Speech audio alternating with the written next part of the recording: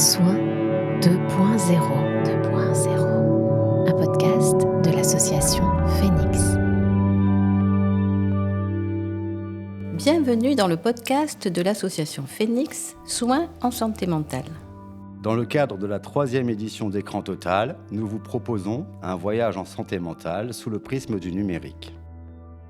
Créée en 2006, l'association Phoenix est un des outils du pôle de psychiatrie adulte du centre hospitalier de Périgueux.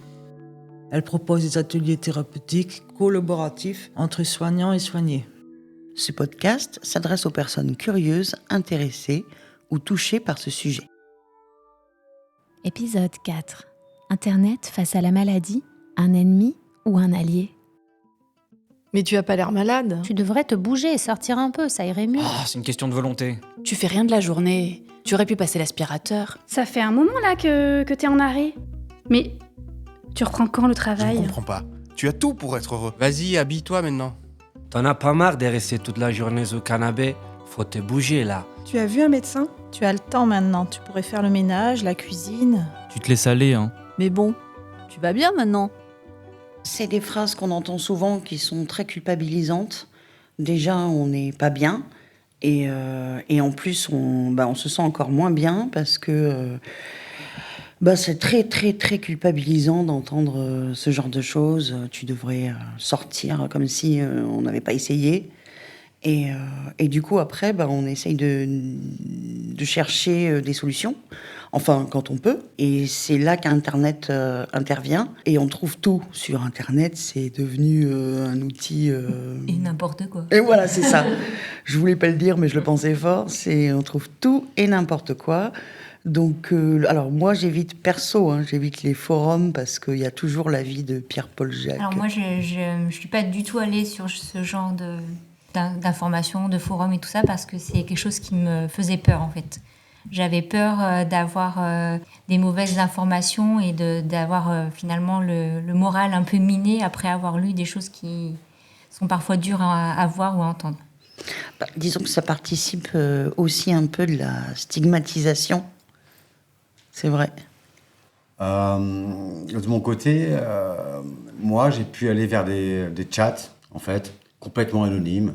Et ça peut être libérateur aussi, et justement, s'apercevoir qu'on n'est pas seul et qu'on a des forums et des chats dédiés. Parce qu'on est isolé, la maladie isole, donc voir qu'il y a d'autres personnes qui souffrent, ça peut beaucoup nous déculpabiliser, nous aider. Ça me semble intéressant dans le sens où on se rend compte qu'on n'est pas seul. Voilà, et que d'autres peuvent vivre la même chose et sont concernés par les mêmes problèmes, les mêmes symptômes, mais après, il ne faut pas en rester là.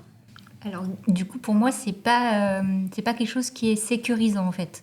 Parce que, justement, il n'y a pas ce cadre qu'on peut avoir quand on est suivi par des vrais gens.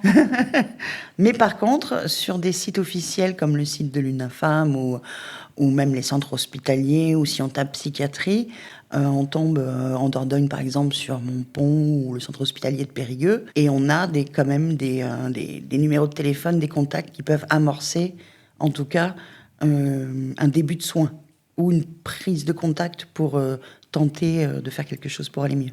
Donc il y a du bon et du mauvais, mais il faut déjà avoir l'énergie d'aller sur Internet et faire la recherche mais au moins maintenant il y a ça, avant ça n'existait pas, c'est déjà pas mal. En tout cas, ça semble pas facile de faire du tri dans tout ça, hein. Et sûrement qu'il faut en prendre et en laisser. Beaucoup. Oui. Finalement, peu importe l'outil qu'on utilise, soit le côté numérique ou le côté relationnel, de rencontrer vraiment des gens en vrai. Peu importe, le tout, c'est possible. Je pense que c'est complémentaire. Oui, je voulais dire simplement qu'actuellement, il y a la possibilité de consulter en fait un psychiatre via le biais d'Internet. On trouve donc des psychiatres qui font des consultations par téléphone. Et ce que je trouve intéressant, c'est qu'on reste dans l'anonymat. Cette volonté de peut-être ne pas se livrer complètement face au regard que le monde porte sur la dépression. Et c'est une possibilité, voilà, quand quand on ne peut pas avoir un rendez-vous rapidement, c'est peut-être une première approche qui est moins difficile. Mais le principal, c'est de réussir à vraiment changer les mentalités là-dessus, déstigmatiser et se rendre compte que les personnes qui sont atteintes de maladies mentales ne sont pas tous des fous furieux enfermés dans des hôpitaux psychiatriques et qu'on peut continuer à vivre, à faire des choses très belles, mais différemment, mais on y arrive, quoi. Mais effectivement, il faut être accompagné. Et Internet et la personne physique, c'est quand même pas mal d'avoir une interaction, les deux, quoi. Ça a quand même plus d'impact, l'entretien en visu qu'en visio. Tu veux un petit, un grand? Un grand. Un grand comme ça ou un grand comme ça? Un grand comme ça. Tu veux plein? Tu veux plein? Bah, allons-y. La dépression, c'est pas un manque de volonté. Hein. Non. C'est simplement une maladie. C'est pas parce qu'on est déprimé, voilà, qu'on va pas plus vouloir faire les choses, jusqu'à ne plus se laver des fois. Eh oui. On n'est pas des feignasses. On est malade. C'est une maladie. Et c'est ce qu'on appelle le handicap invisible. Et comme disent souvent nos soignants, très justement, quand on a une jambe cassée, on ne demande pas à la personne qui a une jambe cassée de monter les escaliers très vite. Donc, parce qu'on voit bien qu'elle est cassée. Donc nous, ça ne se voit pas qu'on est cassé. Et donc, du temps, de la patience. Et puis, on finit par y arriver. Le choix de la tasse, c'est important. Tout à fait. Il faut appuyer, je crois.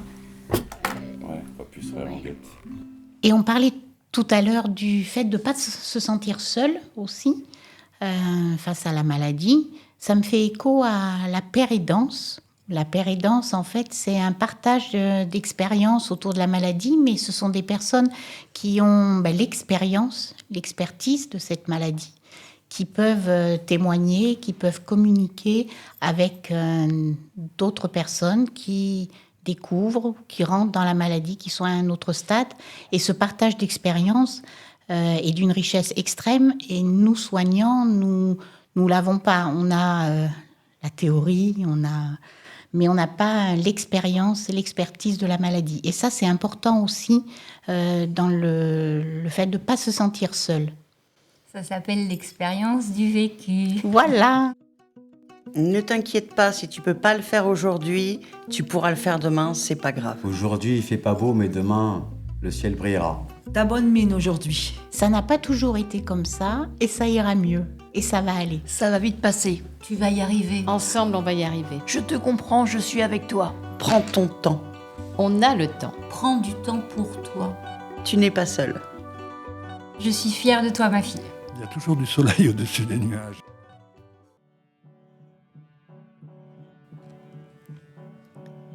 Cet épisode a été écrit et enregistré à la médiathèque Louis Aragon par les membres de l'association Phoenix Soins en santé mentale, Anita, Benoît, Cathy, Cécile, Christelle, Jérôme, Laurence, Lucie et Stéphanie, avec la participation de Stan, Yannick, Gillan, Mélanie, Cécile, Emmanuelle, Marie-Émilie, Bastien, Catherine, Drita, Estelle et Noémie. Il a été monté par Julie. La musique du générique est de Fred Roumagne et nous avons également utilisé les titres Outlet et Night Hall d'Oji. La phrase de fin est de Zao de Sagazan. Le podcast Un Soin 2.0 a été conçu pour l'événement Écran Total de la ville de Boulazac-Île-Manoir, une fabrique citoyenne qui nous donne à réfléchir ensemble à nos usages numériques. L'association Phoenix et l'équipe d'Écran Total tiennent à remercier le centre hospitalier de Périgueux pour son soutien et Radio Libre en Périgord d'avoir diffusé le podcast sur ses ondes et son site internet. Merci d'avoir écouté cet épisode. Merci d'avoir écouté ce podcast.